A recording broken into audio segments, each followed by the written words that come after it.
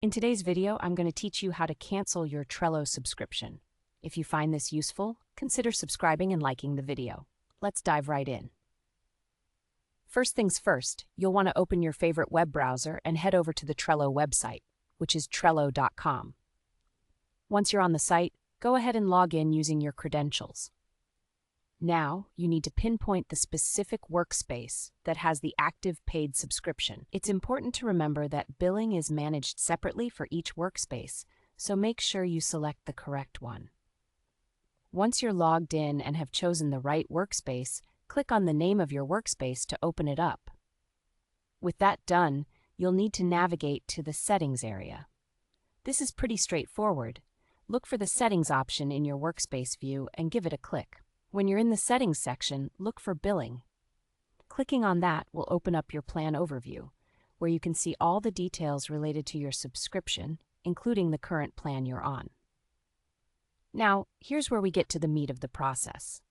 You should see a button that either says Change Plan or Cancel Subscription. Go ahead and click that option to move forward in the cancellation process. Keep in mind, Trello might offer you alternative plans or some incentives to stay. If you're absolutely sure about canceling, just look for the option that allows you to continue with the downgrade or cancellation. After you've selected that, you'll want to follow the on-screen prompts. At this point, Trello might ask you to provide a reason for leaving. Take your time here.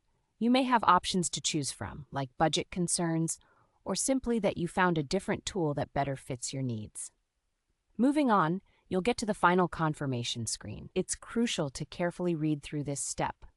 You want to ensure that it clearly states you won't be billed again after this cancellation process.